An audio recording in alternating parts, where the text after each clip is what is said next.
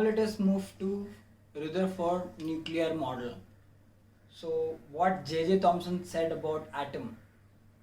Atom is a positively charged sphere where electrons were embedded. So this is what Thomson model explains. So Rutherford model improves that atomic theory by using his famous alpha scattering experiment.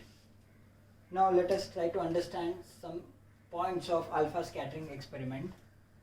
Here very thin gold foil was used as a sample. Thin gold foil. Now why only gold? Because which is highly malleable, and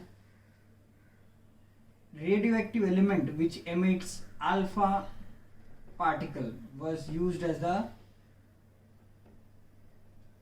radiation to bombard on gold foil. Cobalt 60 emits alpha particle. So only in particular direction alpha particles to made to fall on thin gold foil. Now as per J.J. Thomson's experiment, we reached to a conclusion stating that atoms are positively charged. So Rutherford thought if alpha particles are if atoms are positively charged and even alpha particles are also positively charged, so it was expected that all these radiations will be bouncing back or bombarding back or reflecting back when they hit on gold foil. This is what he expected. So he kept a detector which covers almost all area like this, and the interior surface is coated with fluorescent material. So he expected that all this radiation will be bouncing back and will be showing deflection or glow over here. This is what he expected. But he observed something different. What was that? Most of alpha particles were easily passed through the gold foil. So almost 98%. Whatever alpha particle made to fall on that gold foil, out of that almost 98% easily passed through the gold foil. So I will write them as most of alpha particles easily pass through gold foil. This was his first observation. Next, he also got some glow at this location as well as at this location also. Definitely radiation cannot enter from this area. Why? Because detector is stopping them to do that. Alpha particle can only enter through this area. So here dots are happening. It is because this radiation is getting scattered like this. So he divided this area like this. If I consider this as 180 degree and I'll consider this as, let us say, 90 degree like this. Whichever radiations were actually, this is 180 and this is 90. The radiation that shown glow over here were considered as scattering of radiation, and there was some glow over here also. So I'll show them like this.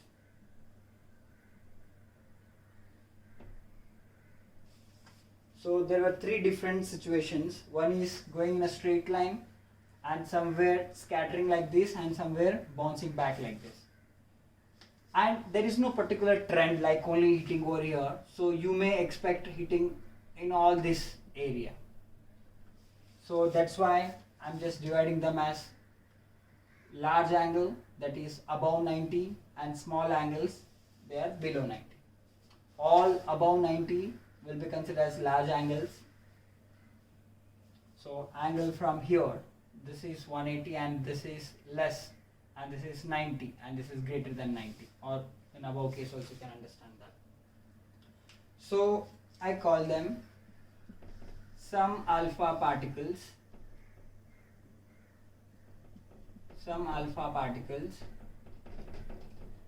scattered to form large angles. So this is 180 and this is 90, so above that, above 90 I am considering as large angle. You can expect something else also. Here I am considering this is above 90 and this has below 90.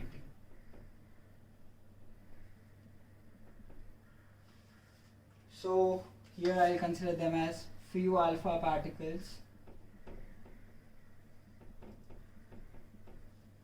bounced back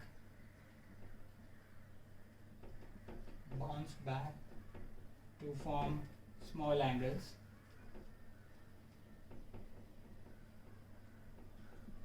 So three different observations here. Most of the alpha particle easily pass through the gold foil. Some of the alpha particles scatter to form large angles, and very few alpha particles bounce back to form small angles. If I consider roughly 98% pass easily and 2% remaining, out of that I would say 1.8% were scattered and only very few, 0.2% simply bounced back. Based on these three observations, expected something different if atoms were like Thomson's model said. Thomson's model said that atoms are positively charged, then these three observations were not going to happen. Why? Because atoms are positively charged, everything will bounce back. It was not the case. So alpha particle easily passed through the gold foil, indicating that atom inside largely empty. So there must be nothing inside atom. So that's the reason why alpha particles were easily passing through the gold foil. Largely empty. So this is indicating to the conclusion that atom inside largely empty. It is not entirely positively charged, it is largely empty.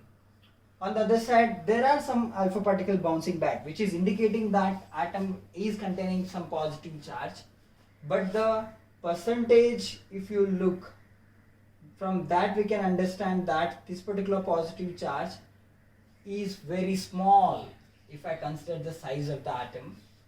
So there is a positive charge inside the atom that was called as nucleus. So that's why his model is called as nuclear model. That small positive charge is called as nucleus. If you consider the size of this nucleus is very small, like later he calculated that size of nucleus is 10⁵ times smaller than size of atom.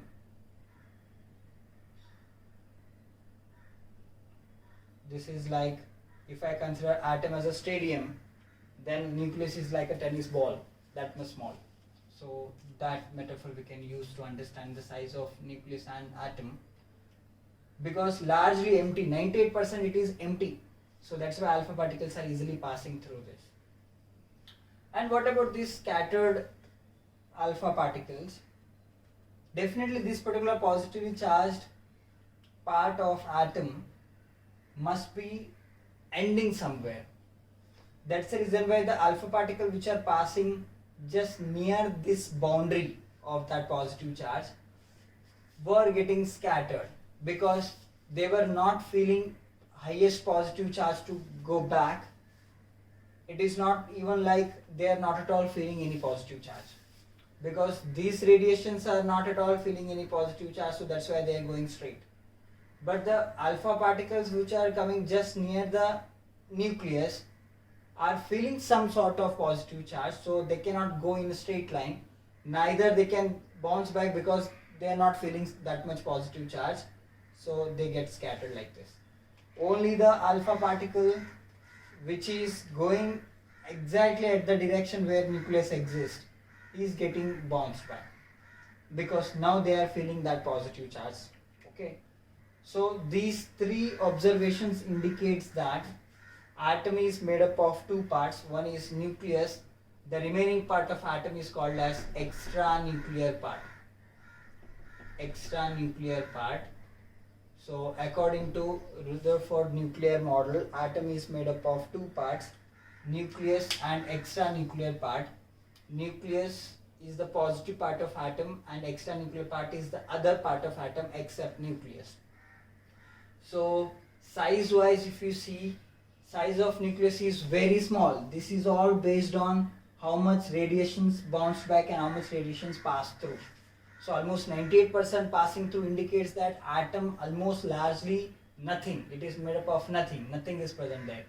So very small part is actually positive. That means all mass concentrated at the center. So positive charge is because it is containing protons. And later Chadwick discovers neutron. So since here we can understand that other part of atom apart from nucleus is not having any mass. Why? Because if there were some particles, then alpha particle might have stopped by them. So these alpha particles are easily passing through them, indicates that even that neutron discovered later was also assumed that it is present inside the nucleus. Why? Because there is no other part inside the atom you can dedicate, because alpha particles were easily passed through them, indicating that other parts cannot be given.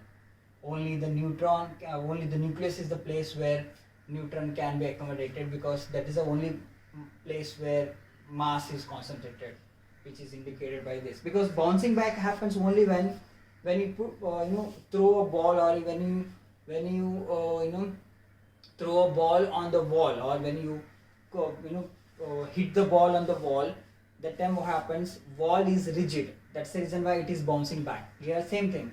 Alpha particles are bouncing back because this particular nucleus or the positive charge thing is the rigid thing, which is not displacing from there.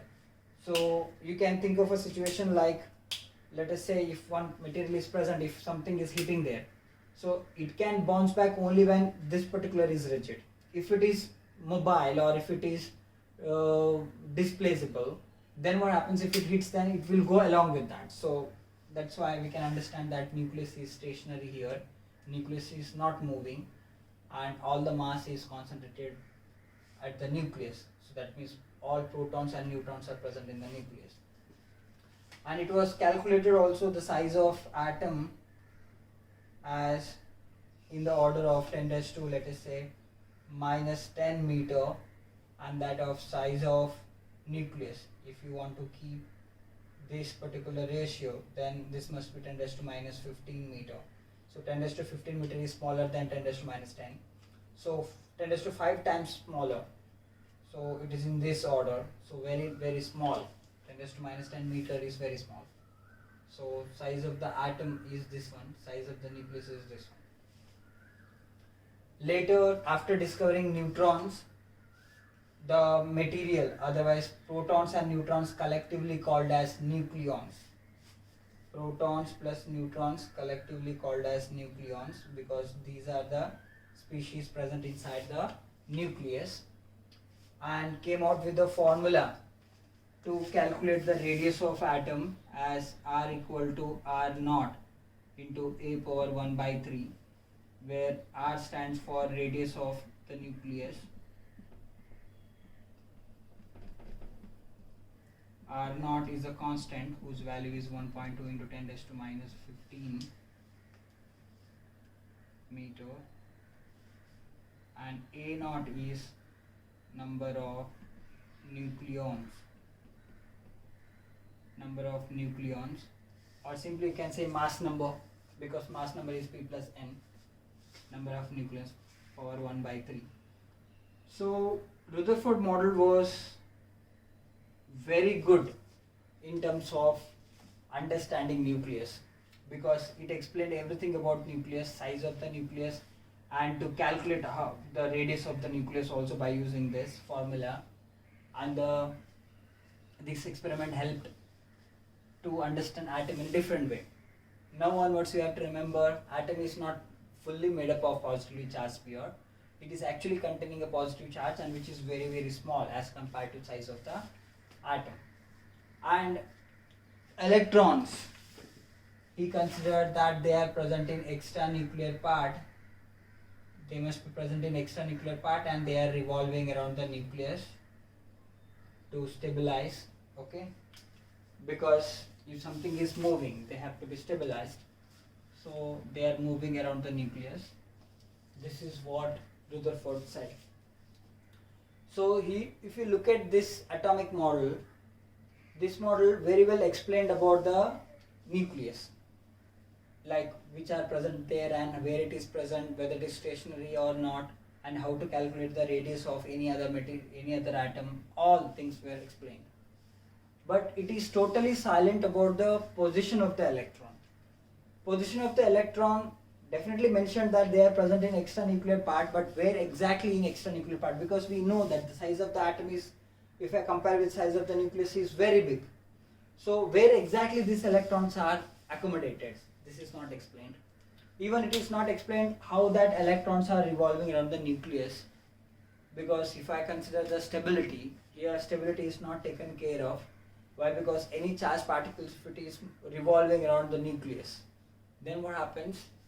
If the distance is not fixed, that means the radius, because when I consider this as a radius, this as a distance, then what is this? Because there is no particular boundary of atom. We can think of boundary of nucleus, because somewhere it is getting stopped, because it is made up of mass, protons and neutrons, and they are present there. But this periphery or circumference of the atom is decided based on what? This is not explained.